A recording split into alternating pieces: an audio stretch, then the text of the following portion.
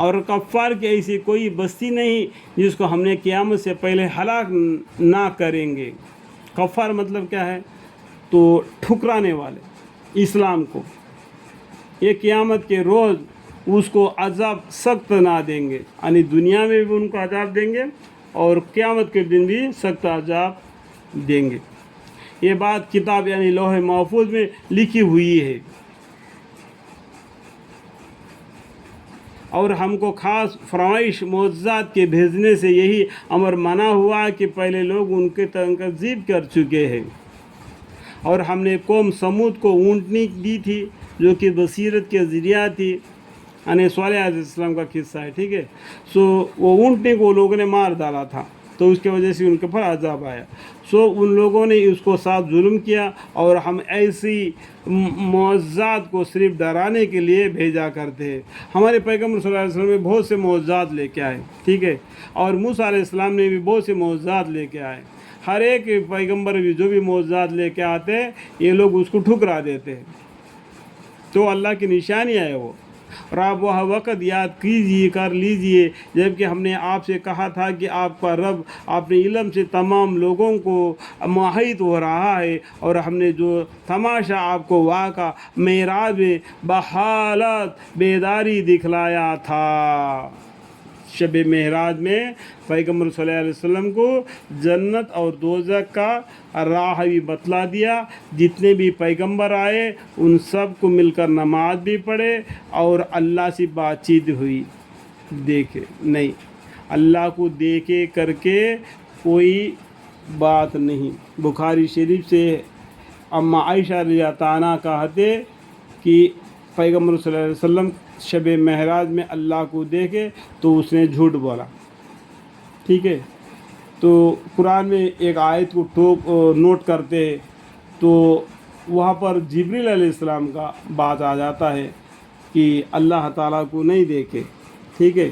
آپ کو واقعہ معراج میں بحالت بیداری دکھلایا تھا، اور جس وقت جس درخت کے قرآن میں ندامت کی گئی، ہم نے تو ان دونوں چیزوں کو ان لوگوں کے لیے موجبی گمراہی کر دیا، اور ہم ان کو ڈراتے رہتے لیکن ان کی بڑی سرکشی بڑھتی چلی جاتی ہے۔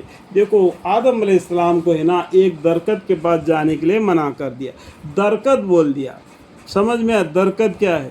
یہ کچھ لوگ کہتے ہیں کہ گیہوں کا دانہ کھایا۔ گیہوں کا دانہ کوئی درخت ہوتا ہے کیا؟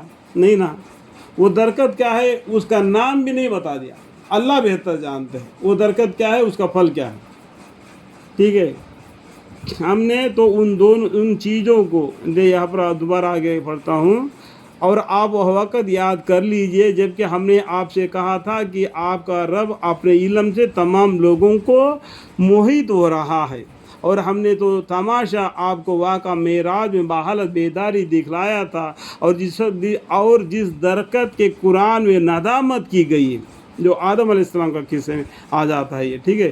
ہم نے تو ان دونوں چیزوں کو ان لوگوں کے لیے موجبی گمراہی کر دیا۔ ان دونوں کو مطلب کیا ہے؟ دادی ماں حوا، دادا آدم کو وہ گمراہ ہو گئے۔ اس میں شیطان نے ان کو جھوٹے وعدے کر کے ان کو وہ پھل چکا دیا، اس سے وہ گمراہ ہو گئے، اللہ کے نظر سے گرنا پڑا۔ اللہ تعالیٰ ان کو ڈھیل دے دیا، وہاں پر سزا نہیں دے دیا، اور دنیا میں بھیج دیا، اور کل قیامت کے دن اور جو حساب کتاب ہوگا اس کے معافی فیصلہ ہو جائے گا کر کے یہ شاندار دنیا ایک ذیل خانہ بنا کے بھیج دیا اللہ تعالیٰ نے آدم علیہ السلام کو، دادی ماں حوا کو۔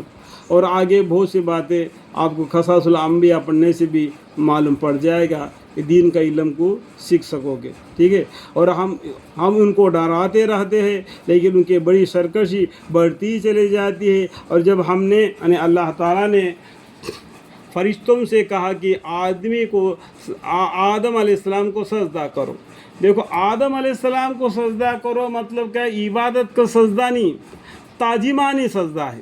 اللہ تعالیٰ نے مٹی سے دیکھو انسان کو بنا دیا، کیسا صورت شکل بنا دیا، اور اس کو سمجھداری بنا دیا، اس کو علم عطا فرما، اس قابلیت کا سجدہ ہے وہ، ٹھیک ہے، وہ عبادت کا سجدہ نہیں۔ تو سب فرشتوں نے اللہ کا حکم کو مانے لیکن ابلیس نے نہیں مانا، اس نے سجدہ نہیں کیا. ایک سجدہ نہیں کرنے کی وجہ سے ابلیس شیطان مردود بن گیا. آج ہم کتنے سجدے نہیں کرتے ہیں، اسے خود مسلمان لوگ اندازہ لگا اور تمام لوگ اندازہ لگا کہ یہ ابلیس اتنا تھا کہ آسمان میں ایسا کوئی جگہ نہیں جہاں پر اس نے سجدہ نہ کیا ہو. اتنا عبادت کرنے کے باوجود بھی اللہ کا ایک حکم کو نہیں مانا تو وہ مردود بن گیا اور کافر بن گیا. فرشتوں سے کہا کہ آدم علیہ السلام کو سجدہ کرو، سو ان سب نے سجدہ کیا مگر ابلیس نے نہ کیا. اس کا نام کیا ہے قرآن میں؟ ابلیس ہے. اس کے بعد میں مردود ہو گیا، اس کے بعد میں کافر ہو گیا. ٹھیک ہے، نہ کیا اور کہا کہ کیا ایسے شخص کو سجدہ کروں جس کو آپ نے مٹی سے بنایا. اب اس کے دل میں گھمنڈ آ گیا. تو انسان کو مٹی سے بنایا، اس کے بعد میں نطفہ سے بنا دیا، اور جن کو آگ سے بنا دیا.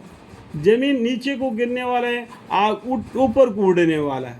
اس طرح کے اپنے آپ کو اونچا نیچا سمجھ گیا. ٹھیک ہے، کہنے لگا کہ اس شخص کو جو آپ نے مجھ پر فوقیت دی ہے تو بھلا بتلائیے تو خیر، اگر آپ نے مجھ کو قیامت کے زمانہ تک مہلت دے دے تو میں بھی بجے قدر قلیل لوگوں کے اس کے تمام اولاد کو اپنے بس میں کروں گا. ارشاد ہوا جا جو شخص ان میں سے تیری ساتھ ہو لے گا تو تم سب کی سزا جہنم ہے، سزا پوری. اللہم اغفر لی.